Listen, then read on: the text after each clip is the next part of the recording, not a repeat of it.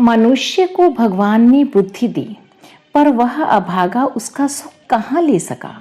तृष्णा और वासना में उसने उस देवी वरदान का दुरुपयोग किया और जो आनंद मिल सकता था उससे वंचित हो गया। वह प्रशंसा के योग्य प्राणी, करुणा का पात्र, पर सृष्टि में अन्य जीव इस प्रकार की मूर्खता नहीं करते।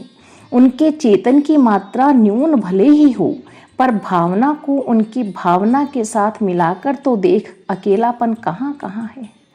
सभी तो तेरे सहचर हैं, सभी तो तेरे बंधु बांधव हैं। पंडित श्री राम शर्मा आचार्य। पुस्तक का नाम सुनसान के सहचर। मनुष्य एक सामाजिक प्राणी है। सुनसान और अकेलापन किसे अच्छा लगता है, पर हम में से कभी किसी ने सोचा भी न होगा कि सुनसान में भी हम चाहें तो अपने सहचर ढूंढ सकते हैं और उनसे बहुत कुछ सीख भी सकते हैं। ऐसा ही कुछ लेखक ने किया। पुस्तक से कुछ प्रश्न। यदि एकांत का कोई महत्व न होता तो समाधि सुख और आत्मदर्शन के लिए उसकी तलाश क्यों होती। स्वाध्याय चिंतन के लिए, तप और ध्यान के लिए क्यों सूनापन ढूंढा जाता। दूरदर्शी महापुरुषों का मूल्यवान समय क्यों उस असुखकर अकेलेपन में व्यतीत होता। जीव अकेला आता है, अकेला जाता है, अकेला ही अपनी शरीर रूपी कोठरी में बैठा रोता है। क्या इस निर्धारित एकांत विधान में उसे क्या कुछ असुखकर प्रतीत होता है। सूर्य अकेला चलता है, चंद्रमा अकेला उदय होता है, वायु अकेला प्रवाहमान है। इसमें उन्हें कुछ कष्ट है क्या। आपके समक्ष प्रस्तुत है एक लघु पुस्तक जो लेखक की सन 1958 में की गई एक विशेष रोमांचक यात्रा का संक्षिप्त वर्णन है, जिसमें उनका 1 वर्ष के लिए हिमालय तपश्चर्या के लिए प्रयाण हुआ। उन्होंने हिमालय के उन दिव्य स्थानों में रहकर विशिष्ट साधना की थी जहां अभी भी आत्म चेतना का शक्ति प्रवाह प्रवाहित होता है। पुस्तक के कुछ अंश। जीवन लक्ष्य की यात्रा भी हमारी आज की यात्रा के समान ही है, जिसमें हर कदम साथ साथ कर रखा जाना जरूरी है। यदि एक भी कदम गलत या गफलत भरा उठ जाए तो मानव जीवन के महान लक्ष्य से पतित होकर हम एक अथाह गर्त में गिर सकते हैं। जीवन हमें प्यारा है तो उसको चरितार्थ करने का एक ही तरीका है कि सही तरीके से अपने को चलाते हुए इस संकड़ी पगडंडी से पार ले चलें, जहां से वह शांतिपूर्ण यात्रा पर चल पड़ेगा। मनुष्य जीवन ऐसा ही उत्तरदायित्वपूर्ण है जैसा उस गंगा तट की संकड़ी पगडंडी पर चलने वालों का।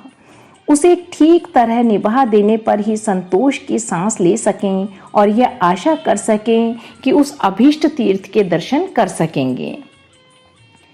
सांसारिक, क्षणिक और सारहीन आकर्षणों में हमारा मन उनसे भी अधिक तल्लीन हो जाता है जितना कि छोटे बच्चों का मिट्टी के खिलौनों के साथ खेलने में, कागज की नाव बहाने में लगता है।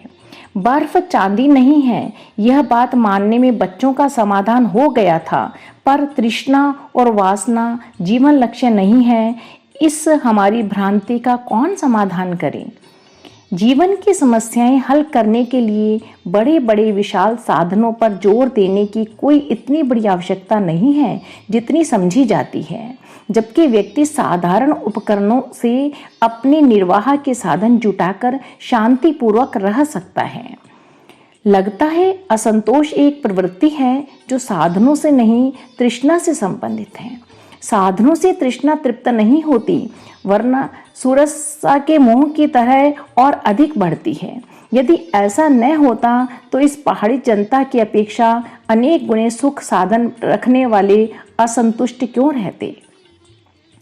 उतावली न कर, उतावली में जलन है, खीज है, निराशा है, अस्थिरता है, निष्ठा की कमी है, क्षुद्रता है। इन दुर्गुणों के रहते कौन महान बना है। साधक का पहला लक्षण है धैर्य। धैर्य की रक्षा ही भक्ति की परीक्षा है। जो अधीर हो गया सो असफल हुआ। लोभ और भय के, निराशा और आवेश के जो अवसर साधक के सामने आते हैं, उनमें और कुछ नहीं, केवल धैर्य परखा जाता है।